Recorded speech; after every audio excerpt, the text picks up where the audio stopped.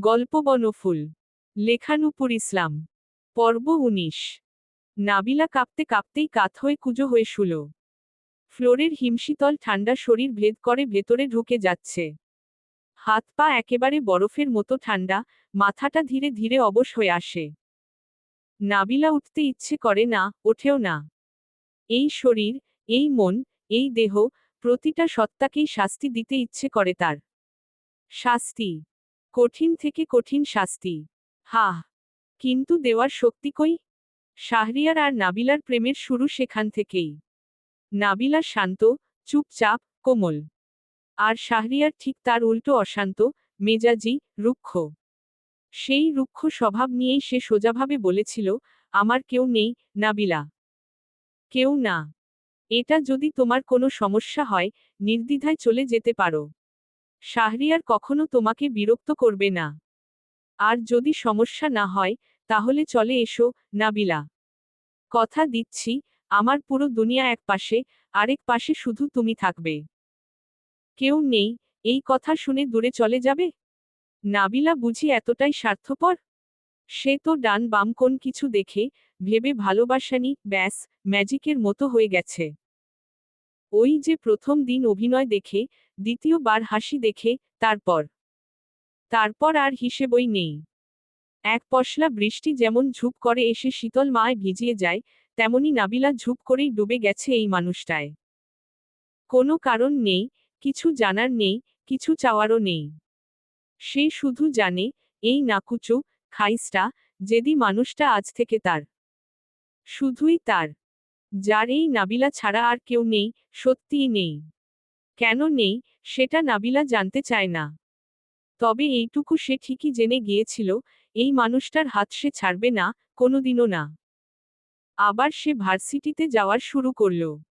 নানি খুশি হলেন, তবে মা নিরাশ হয়ে গেলেন। আর ধরেই নিলেন, তার মেয়ে আর তাদের বাড়ি ফিরে আসছে না। তবে উপরওয়ালার লিখন তো অন্য কিছু। তাই নাবিলা ভালোবাসা নামক সুখের ভেলায় ভেসে আসল দুনিয়াই ভুলে গেল। নতুন নতুন প্রেম তার। তাও স্বপ্নে দেখা রাজকুমারের মতো মানুষের সাথে। এত এত প্রাণীপ্রার্থী তার, তবুও তার মতো সাধারণ দেখতে সাধারণ মেয়ের প্রতি কেন এত টান, তার বুঝে আসে না। বোঝার অবশ্য চেষ্টা করে, তাও না। বরং খুশিতে সাত রঙের রঙিন হয়ে প্রজাপতির ডানায় উঠতে লাগল সে। তবে তার তুলনায় শাহরিয়ার স্থির, ধীর। লোক দেখানো কোন কিছুতে সে নেই। নাবিলাকে সে যত্ন করে, আগলে রাখে, তার সবকিছুতেই নাবিলা। নাবিলা ছোট ছোট বিষয়ও সে। তবে অন্য সব প্রেমিকের মতো নাবিলার ঠোঁট খোঁজে না, সুযোগ পেলে আঙুলের ভাঁজে আঙুল রাখে না, লাইব্রেরির বইয়ের তাকের ভিড়ে নিয়ে জড়িয়ে ধরে না। তবে মুগ্ধ চোখে নাবিলাকে দেখে, তার সব কথা মনোযোগ দিয়ে শোনে। নাবিলা কিছু বলার আগেই, নিশ্চুপ সব কাজ করে ফেলে। তাই দিন যেতে যেতে নাবিলা বুঝে, এই মানুষটার ভালোবাসার রং ভিন্ন। দুনিয়া ভিন্ন। সবকিছু ভিন্ন।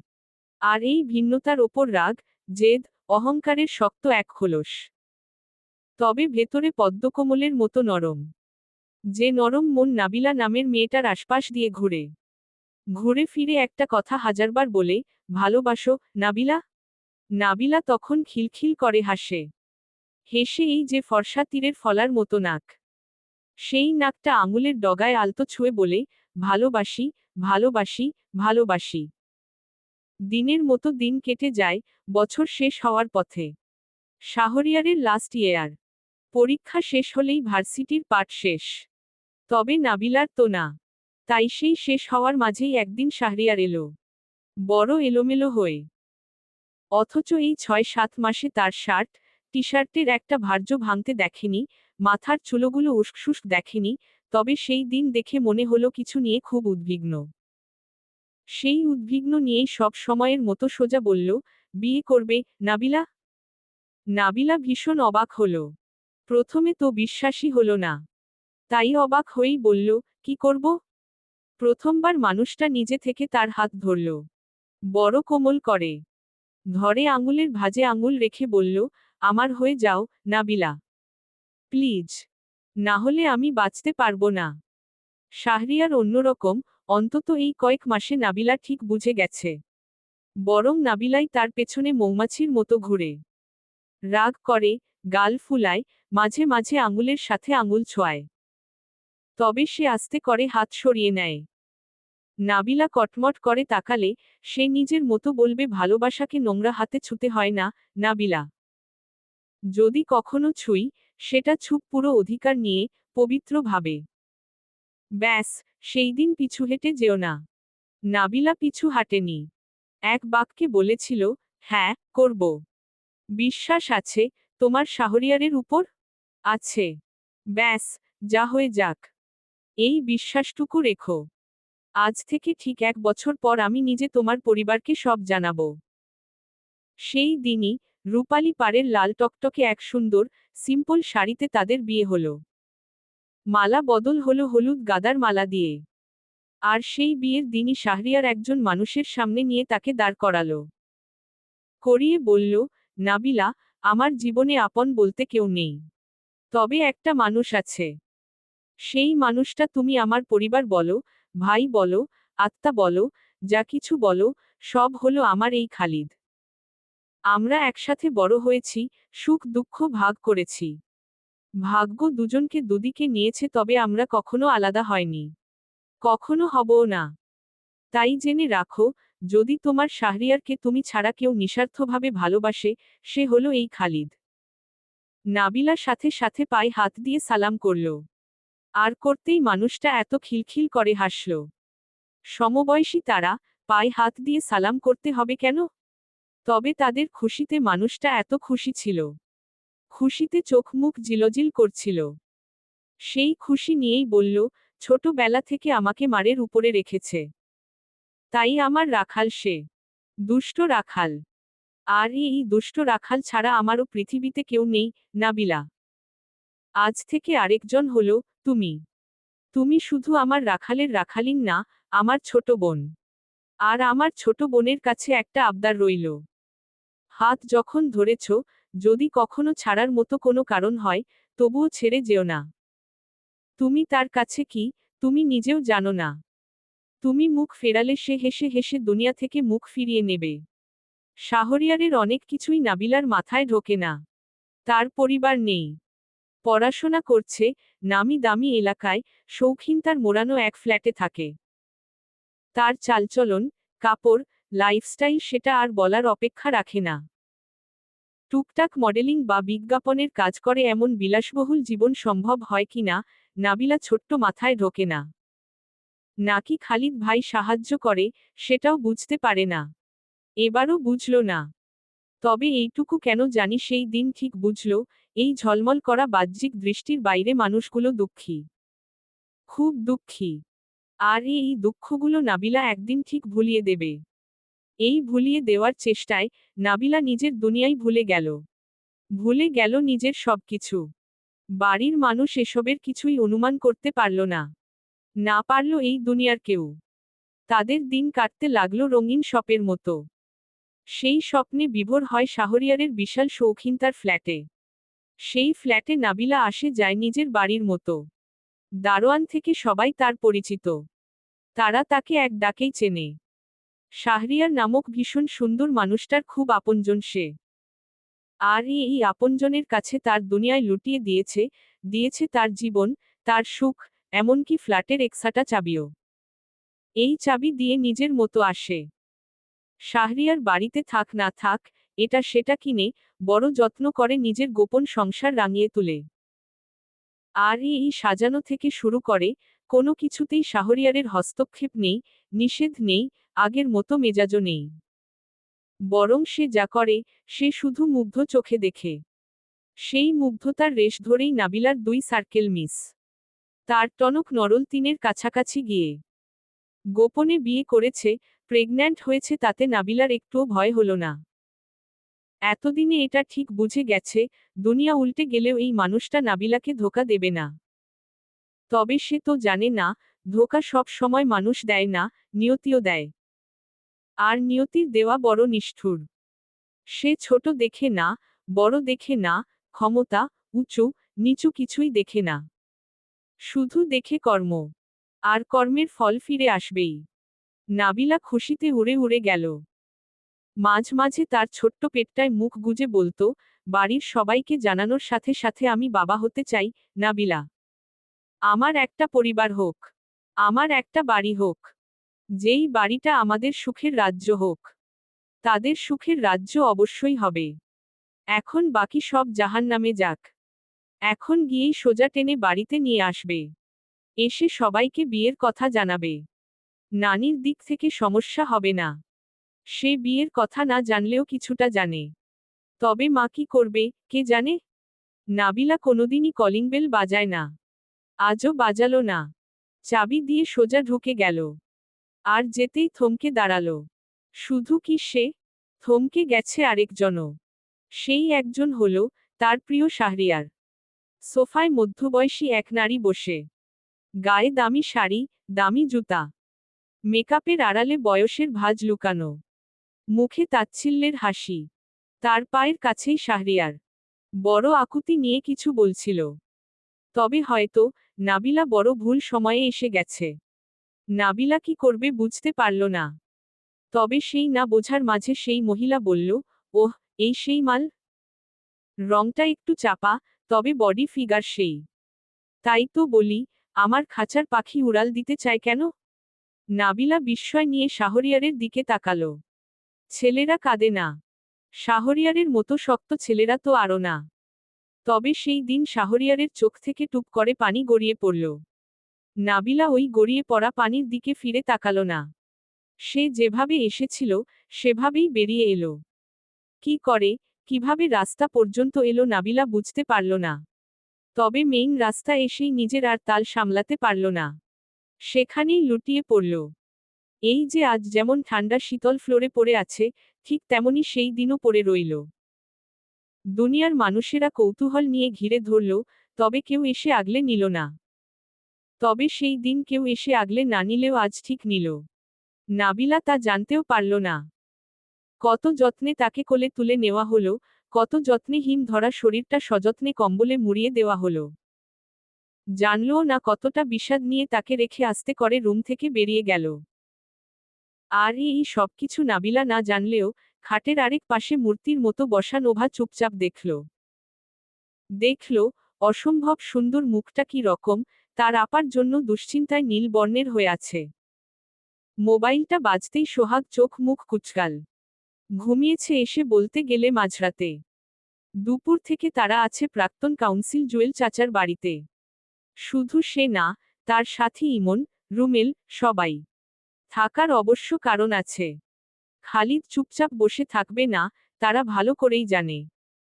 সামান্য নোভার কানে কথা লাগাতে যদি রাস্তায় কেলানি খাওয়াতে পারে, আর এখানে করেছে বিরাট এক অকাজ। তাই করেই সোজা জুয়েল চাচার কাছে এসেছে। সব বলেছে। ভেবেছিল রাগ করবে, আপাতত এলাকায় ঝামেলা পাকাতে নিষেধ করেছিল। তবে তাদের ধারণাকে ভুল প্রমাণ করে খুশি হয়েছে। খুবই খুশি। পিঠ চাপড়ে বলেছে, সাবাস। এক ঢিলে অনেক পাখি মারা গেছে। নাবিল পুরো শায়েস্তা। কোকিয়া বুড়ি তার গালে থাপ্পড় মেরেছে, কেস করেছে। আর খালিদ সেই সুযোগ নিয়ে ইচ্ছে মতো ছেঁচা দেওয়ার জন্য পুলিশকে মদন দিয়েছে। আর আগের পরের ঝামেলা তো আছেই। তার মধ্যে এখন লেগে গেছে সানাউল্লার ইমেজ নিয়েও টানাটানি। তার ভাতিজা এমন কুকর্ম করবে। এলাকার মানুষ এমনিই বুঝি চুপচাপ বসে থাকবে? আর এই কারণেই তাদের চাচা বেজায় খুশি হয়েছে। আর তাদের চিন্তা করতে একদম নিষেধ করেছে। বাকি জিনিস সব সে সামলে নেবে। নিয়েছেও। রাতে সানাউল্লাহ ফোন এলো চাচার কাছে। তাদের সবাইকে নিয়ে একটু বসতে চায়। তবে চাচা সুন্দর করে বললেন, সানাউল্লাহ ভাই, খিচুড়ি পাকিয়েছে আপনার ভাতিজা, আকাম করেছে আপনার ভাতিজা। এই যে ভাইরাল ভিডিও, একটু খোঁজ নিয়ে দেখেন। এগুলোর পেছনেও আপনার ভাতিজারই হাত। কোকিয়া আপাকে তো নতুন চিনি না। তার এত বদনামের মেয়ে, তাকেই যেন তেন পোলার হাতে দেয় নাই। আর এখানে ছোট মেয়ে। খালিদের মতো ছেলের কাছে দেবে? এইসব ট্রিক খুব পুরনো সানাউল্লাহ ভাই। Video viral. তারপর গোপনে বিয়ে টিয়ে দিয়ে বলা এরা স্বামী স্ত্রী। দুশ্মনী করে কেউ ভিডিও ছেড়ে দিয়েছে। তাই বসার হলে ভাতিজা আর কোকিয়া আপার সঙ্গে বসেন। আমার আমার ছেলে পেলেদের নিয়ে তো লাভ নাই। তারা আগেও নাই, পিছনেও নাই। তাই মাফ করেন। এমনিতেই কিছুদিন আগে মারামারি করল দু পক্ষ। কেস খেল শুধু আমার পোলাপান। দুনিয়ার ভোগান্তি ভূগোল। বাপ মা নিয়ে হাতে পায়ে পর্যন্ত ধরতে হলো। তাই আর কোনো ঝামেলা চাই না। আপনাদের ঝামেলা আপনারা মেটান। আমাগো আমাদের মতো থাকতে দেন। এর মধ্যে দয়া করে টানাটানি করবেন না। আর টানাটানির লক্ষণ দেখা যায়নি। তবে সমস্যা হলো, কয়েক ঘন্টায় তাদের বদৌলতে ভিডিও ভাইরাল হলেও মাঝরাতেই ভিডিও পুরো গায়েব হয়ে গেছে। পুলিশের কাছে গেলে আইডি ফেক হোক আর যাই হোক, কোন ডিভাইস, কোন এলাকা এসব বের করতে সময় লাগে না। তাই সব করেছে অন্য জায়গায় গিয়ে। যেই মোবাইল দিয়ে করেছে, সেটা আপাতত ড্রেনে। ডান বাম তো ভালোই, কোনো প্রমাণই রাখেনি। তাই যেই আইডিগুলো থেকে ভিডিও ছাড়া হয়েছে, তা যে কারো হাতে চলে গেছে, বুঝতে বাকি রইল না। অবশ্য না বোঝার কিছু নেই। ফেক আইডি, তেমন টিকিউরিটি জোরালো নেই। হ্যাক করতে সময় লাগবে 2 মিনিট। তবে ডিলিট করুক আর যাই করুক, যা হওয়ার তা তো হয়েই গেছে। এত সহজে আর এই কালি মিটছে না। আর খালিদের বাড়ির ফুটেজ সে নিজের হাতে ডিলিট করেছে। দোকানদার অবশ্য এর কিছুই জানে না। তাদের এক ছোট ভাইদের দোকান। আড্ডা দেওয়ার ফাঁকে হাত সাফাই করেছে। তো তাদের ধরার মতো কোনো প্রমাণ খালিদের নেই। বরং কিছু করতে গেলেই সে আরও ফাঁসবে। তাই কিছুদিন জুয়েল চাচা তার বাড়িতেই থাকতে বলেছে। সানাউল্লাহ কিছু না করলেও খালিদ বহুত ধুরন্ধর। একটাকে হাতে পেলেই সব চাল ঘুরিয়ে দেবে।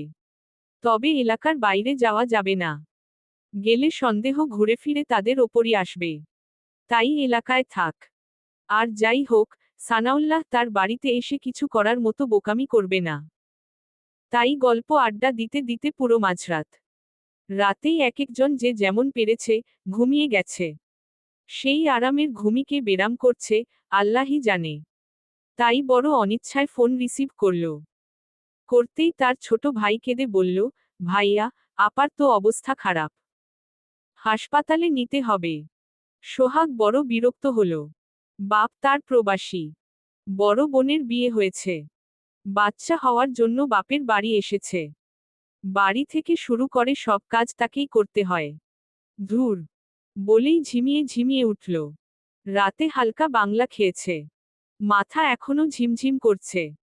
সেই ঝিমঝিম নিয়েই জুয়েল চাচার কাজের লোককে বলে বেরিয়ে এলো।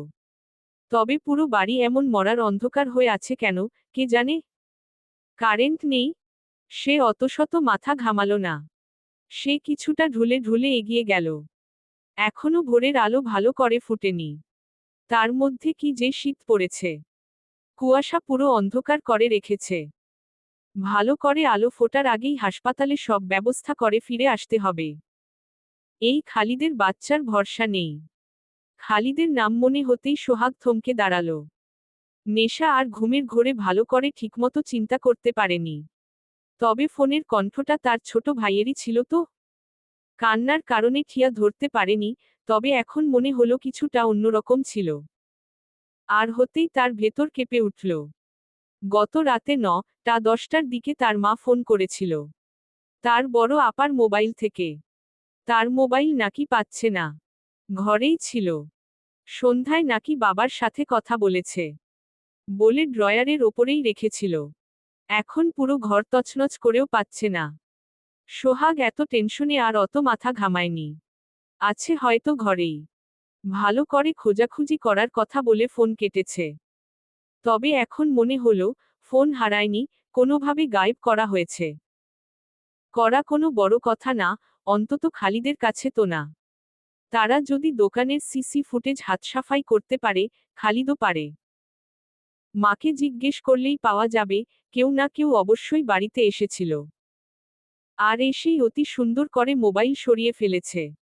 সোহাগ আর না এগোনোর, আর না পেছনের কোনো সাহস পেল। সে ভালো করেই জানে, ট্র্যাপে ফেসে গেছে সে। আর শুধু সে না, জুয়েল চাচাও ফেসেছে। বেশ ভালো করেই ফেসেছে।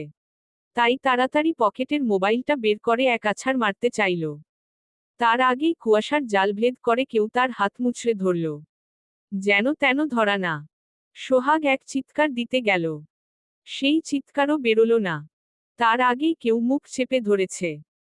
ধরে তার মতোই বলল, ডাল ভাতের দাওয়াত তোদের গায়ে লাগে না।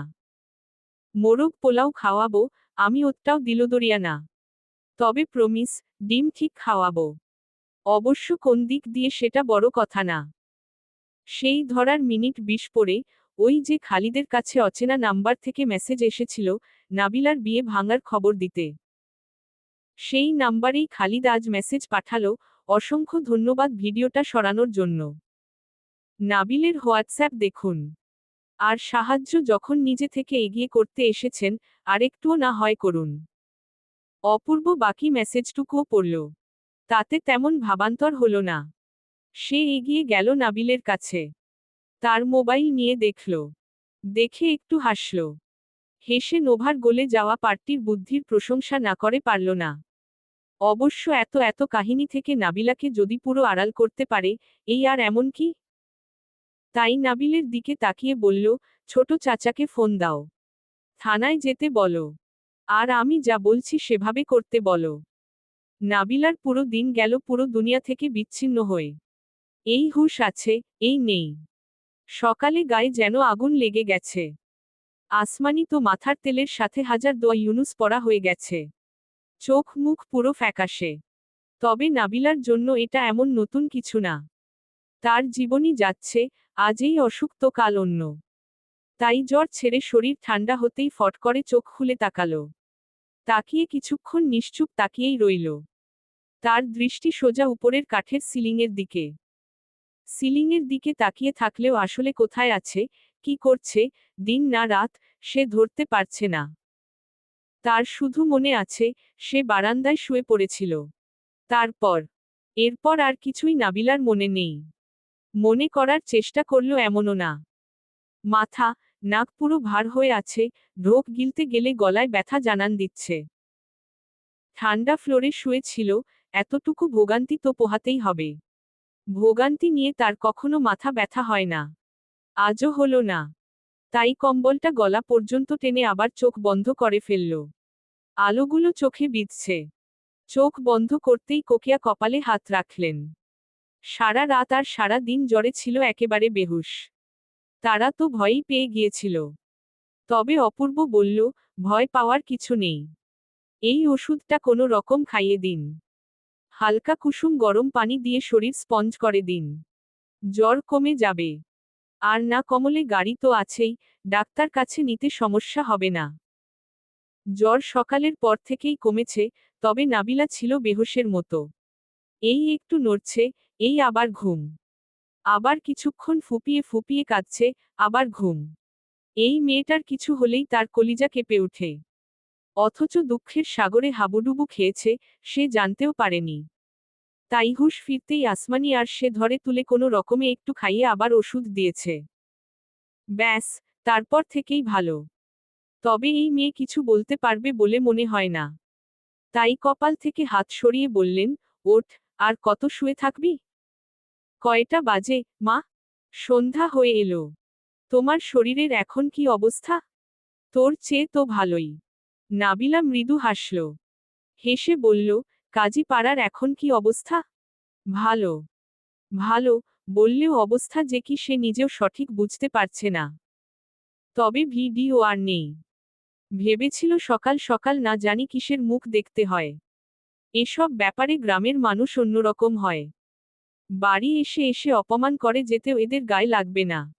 তবে সেটা হয়নি। অল্প সময় ভিডিওটা ছিল। তাছাড়া গ্রামের টুকটাক মানুষ ভিডিও দেখলেও, সেটা যে নোভা বুঝে ওঠার আগেই সব ডিলিট হয়ে গেছে। এখানের মানুষ আর চেনে কজন? তাছাড়া নাবিলের কাছে শুনল, এইসব নাকি অপূর্ব করেছে। তার তো পরিচিত মানুষের অভাব নেই। সেই পরিচিতদের মধ্যে ঘাঘু টাইপের বন্ধু আছে। না থাকার তো কিছু নেই। তার কাজই এইসব। তাদের দিয়েই সব করেছে। এমনকি খালিদ নাকি সকালে আরেকটা ভিডিও পাঠিয়েছে। সেটাই আবার এখন ঘুরছে পুরো সোশ্যাল মিডিয়ার জগৎ জুড়ে। আর এই ভিডিও হলো খালিদের পুরো বাড়ির ভিডিও। নোভা ভেতরে গেছে, 1-2 মিনিটের মধ্যেই বেরিয়ে এসেছে। খালিদ বাড়ি ফিরেছে তার অনেক পরে। ঘণ্টাখানেক তো হবেই। তাদের এলাকার মানুষ স্তব্ধ। আর যারা কমেন্টে ছি ছি করেছে, আজ তারাই দ্বিধায় ভুগছে। অনেকে তো বলছেও মেয়েটার পরিবারের আইনের কাছে যাওয়া উচিত। এমন হেনস্থার মানে কি? এই সব সস্তা লোকদের জন্যই ভালো মেয়েরা বিপদে পড়ে।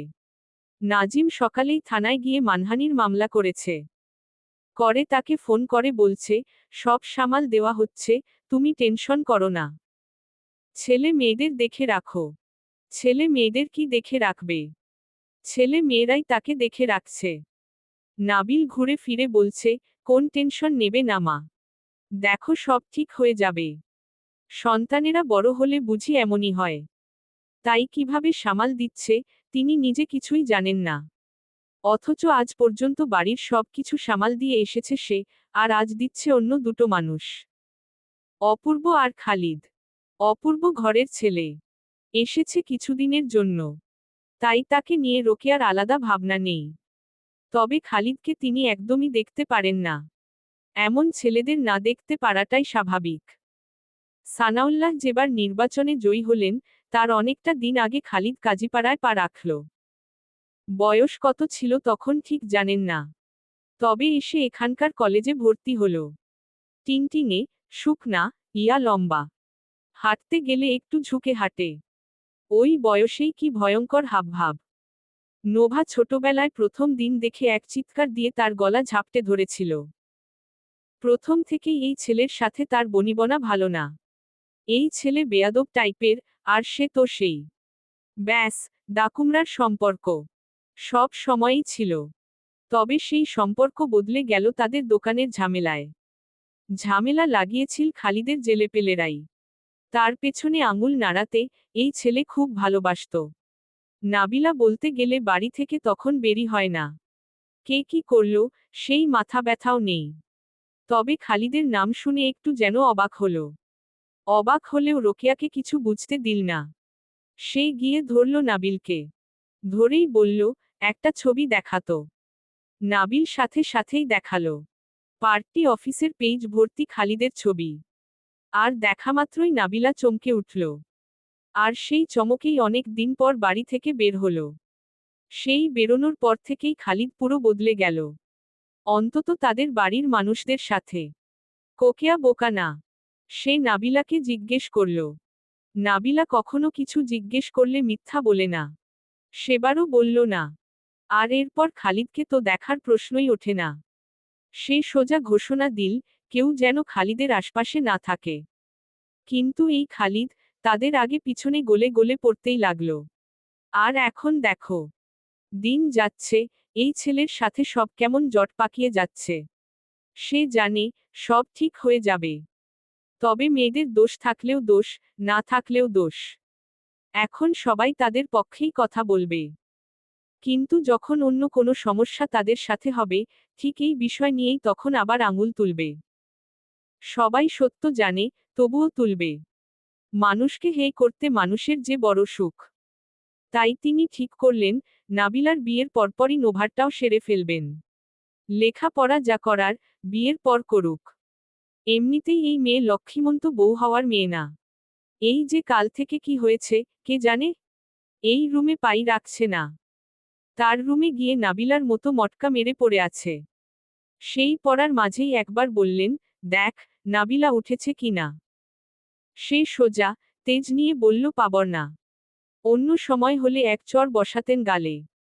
তবে এত কাহিনীর মধ্যে ওর মনের অবস্থাও হয়তো ঠিক নেই। তাই আর নতুন করে কিছু বললেন না। কোকেয়া সন্ধ্যার বাতি জ্বালালেন। কাল থেকেই সবার খাওয়া দাওয়া ঠিক নেই।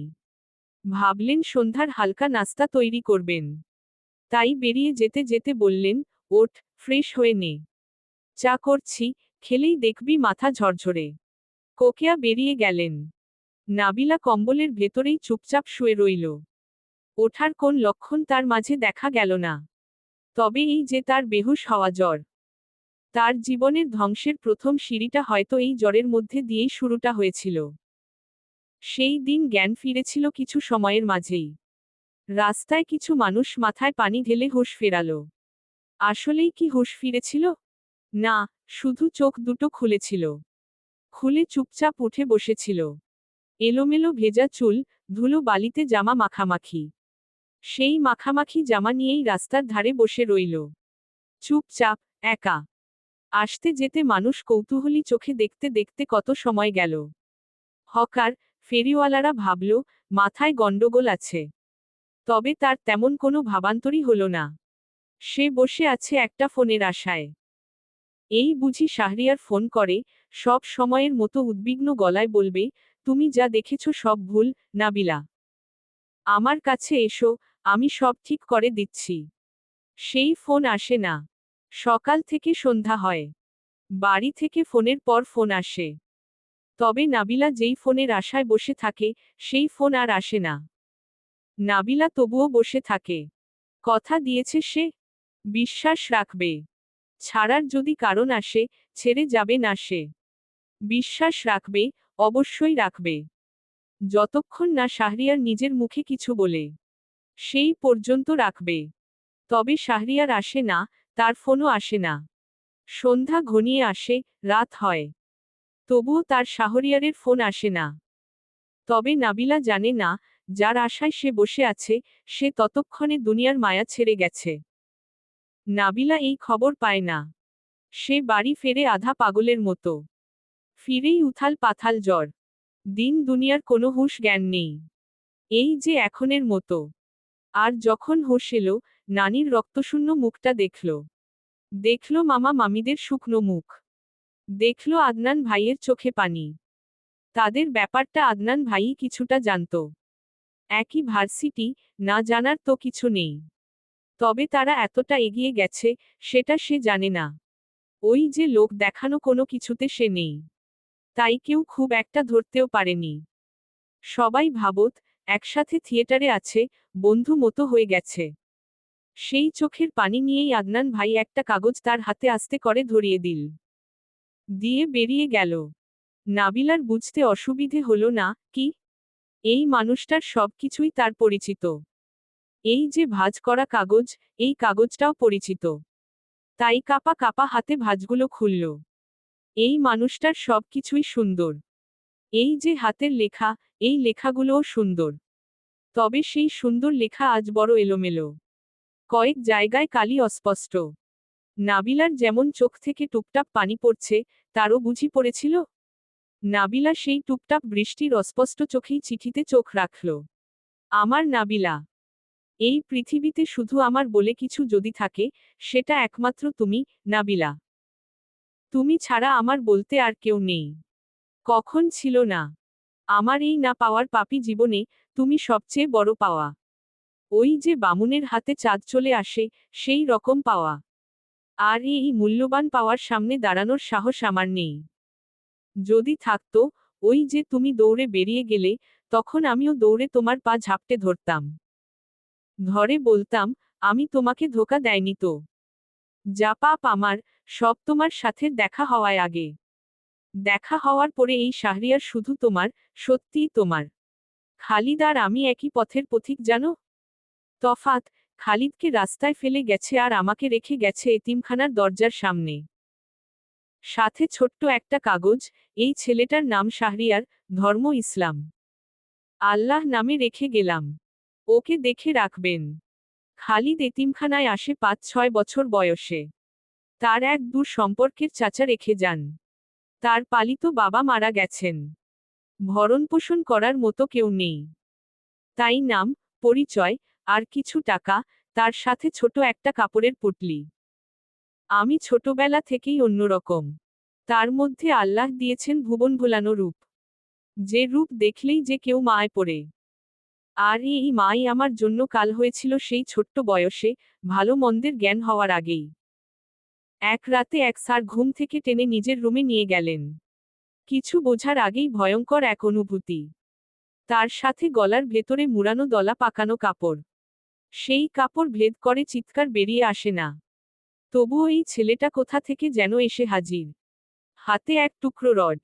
সেই রড দিয়েই মাথার পেছনে এক বাড়ি। না, সেই বাড়িতে সেই পিশাচ মরেনি, তবে অনেকের টনক নড়েছিল। সেই থেকে খালিদ আর আমি একসাথে। আমি শান্ত, চুপচাপ। সে মারামারি, কাটাকাটি আজ এই বিচার, সেই বিচার।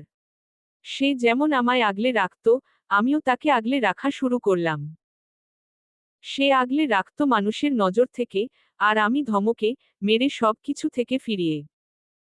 তবে এখানেও আমাদের ভাগ্য সহায় ছিল না। খালিদের সেই চাচা আবার এসে হাজির। তখন সবে মাত্র আমরা এসএসসি দিয়েছি। রেজাল্ট বেরোবে বেরোবে করছে। 18-র পরে নিজেদের রাস্তা নিজেদেরই দেখতে হয়। দুজনে মিলে কত শত প্ল্যান করতাম। সেই প্ল্যানে পানি ঢালল তার চাচা সানাউল্লাহ এসে। খালিদ অবশ্য কিছুতেই যাবে না। তবে তাকে জোর করে আমি পাঠালাম। অন্তত একজনের জীবন সুন্দর হোক। কেননা যত প্ল্যানই করি, এই দুনিয়া বড়ই নিষ্ঠুর। এই এতিমখানা থেকে বেরিয়ে কেউ আর স্বপ্ন পূরণ করতে পারে না। পেটে ভাতে বেঁচে থাকাটাই দায় হয়ে যায়। সেখানে স্বপ্ন বড়ই বিলাসিতা। তাই একজন ভালো থাকুক।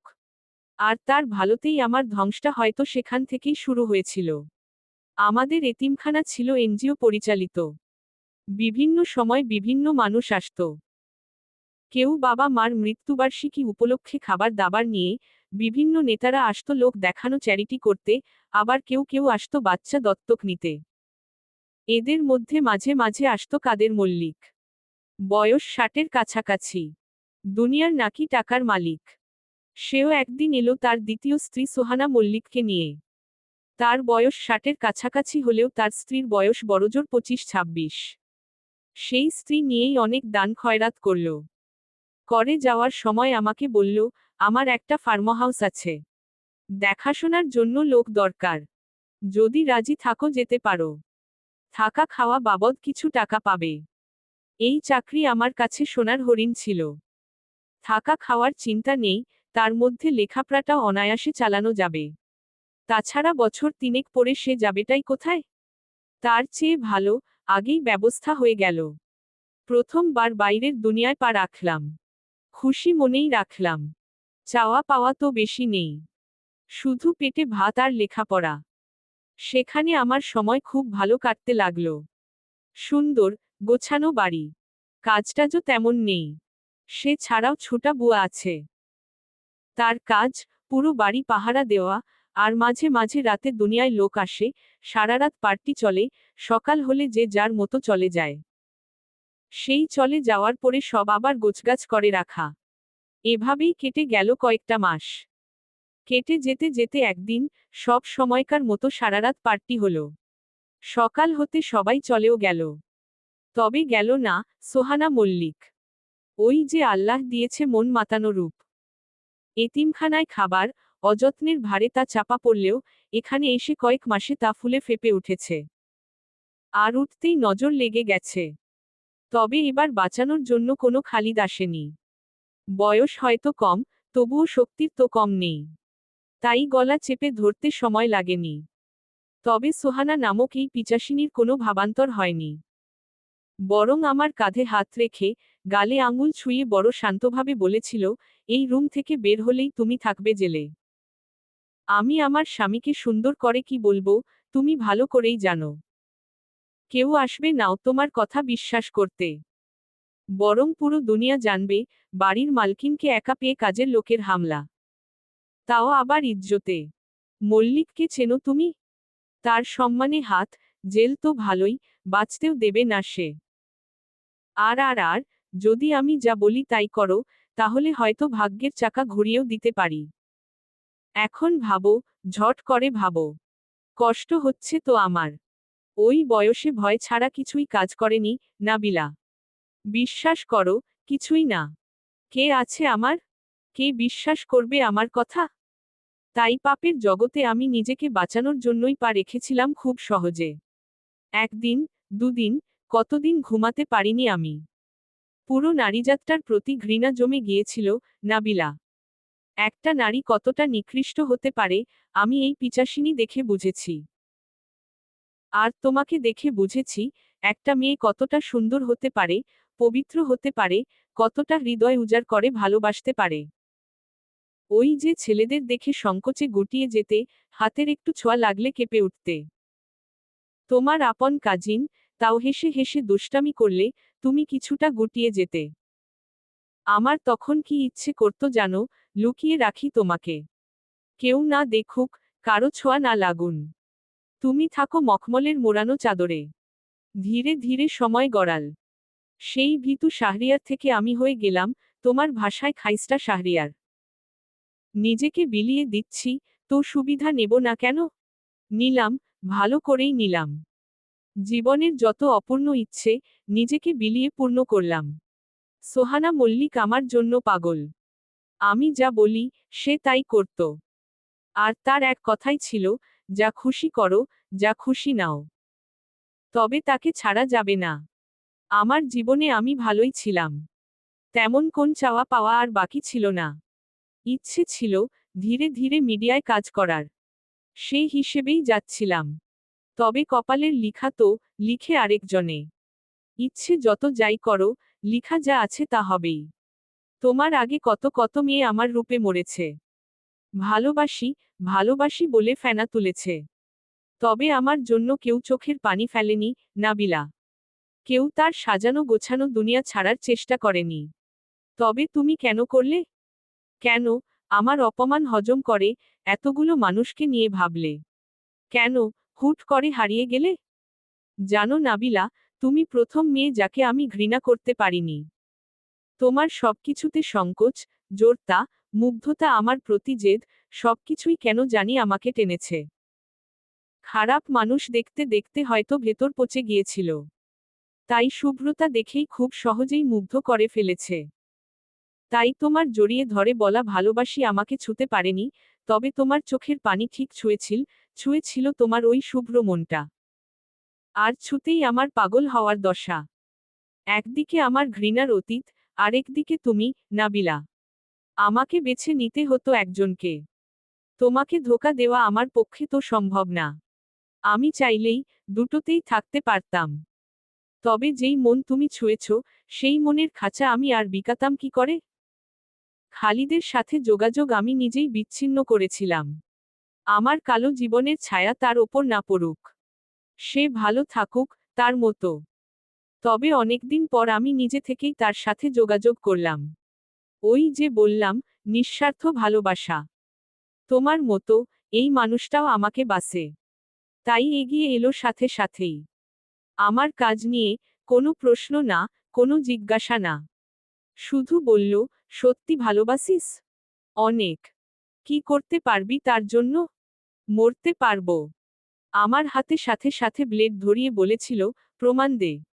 আমি সাথে সাথে নিজের হাতে এক টান মেরেছিলাম। তুমি কতবার এই দাগ দেখে জিজ্ঞেস করেছ, কিসের দাগ এটা? কিসের দাগ? এটা তোমাকে পাওয়ার দলিলের দাগ, নাবিলা। এটা তোমাকে পাওয়ার প্রমাণের দাগ। ব্যাস, সোহানার তো কীর্তির শেষ নেই। খালিদ যেন কি থেকে কি করে, মাদকের মামলায় ফাঁসিয়ে দিল। একবার ফাঁসলে দুনিয়ায় কিছু উঠে, তারও উঠল। মুখ বাঁচানো দায়। তার মধ্যে থানা পুলিশ। বড়লোকেরা জেলে যায় না। তারা জামিন নিয়ে যায় দেশের বাইরে। সব ঠান্ডা হলে আবার ফিরে আসে। সোহানাও দেশের বাইরে ছেলে মেয়ে নিয়ে পাড়ি জমাল। আর আমি দৌড়ে গেলাম তোমার কাছে। সব ঠিক ছিল। তবে সমস্যা হলো, সোহানা 6-7 মাস পর আবার যোগাযোগ শুরু করল। কেস তোলার কাজ করছে সে। অতি শীঘ্রই দেশে আসছে। আমি পাগল হয়ে গেলাম। তোমাকে হারানোর ভয় জেঁকে ধরল। তাই ছুটে তোমার কাছে গেলাম। গিয়ে তোমাকে চাইলাম। সাথে চাইলাম 1 বছরের সময়। আসলে খালিদ আমাদের বাইরে পাঠানোর ব্যবস্থা করছিল। ওই যে তোমার সব কাগজ টাগজ নিলাম। সেগুলো নিয়েই সব ব্যবস্থা করছিলাম। আর হলেই তোমাকে নিয়ে একেবারে হারিয়ে যেতাম আমি। আর গেলেই আমাদের একটা সংসার হতো, হতো একটা একটা পরিবার। হতো একটা খুশির রাজ্য। তবে উপরওয়ালার সে ইচ্ছে হয়নি, তাই সোহানার কানে সব খবর ঠিকই পৌঁছে গেল। আর যেতেই সে দেশে ফেরার সব ব্যবস্থা করে আমার পেছনে লেগে গেল। আমি জানি, সে আমাকে কিছুই করত না। তবে তোমাকে শেষ করে ফেলত। বড় কৌশলে। বড় হাতিয়ারের তো দরকার ছিল না। আমার অতিথি আমার ফাঁসির দড়ি, যেটা তোমার গলায় সে খুব যত্ন করে পরাত। তাই পায়ে পড়ে ভিক্ষা চেয়েছিলাম। নিজের জন্য না, তোমার জন্য। জানি তো, বাঁচতে পারবে না তুমি। তবে সে আর ভিক্ষা দেবে কি? উপরে যিনি আছেন, তিনিই দেননি। তাই তো ঠিক সেই সময়ই তুমি এসে হাজির। ভাগ্যিস চলে গেছো। কি করে তোমার সামনে দাঁড়াতাম বলো তো? কি করে চোখে চোখ রাখতাম? আমি তোমার সব সহ্য করতে পারবো। তবে ঘৃণা, সেটা সম্ভব না। তাই যে পৃথিবীর বুকে তুমি আমাকে ঘৃণা করবে, সেই পৃথিবীর বুকে কি করে বাঁচব বলতো, নাবিলা? ভালো থেকো, অনেক অনেক ভালো থেকো।